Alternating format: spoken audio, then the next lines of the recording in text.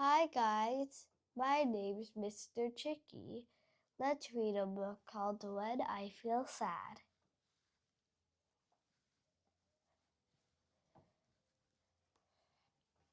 Sometimes I feel sad. I don't want to join in.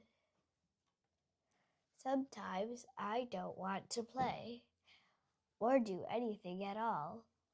I feel empty and small. I just want to hide. I'm fed up with everyone.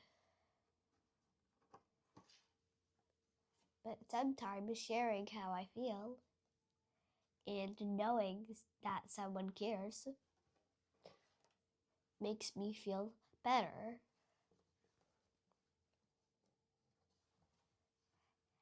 And my smile starts to come back.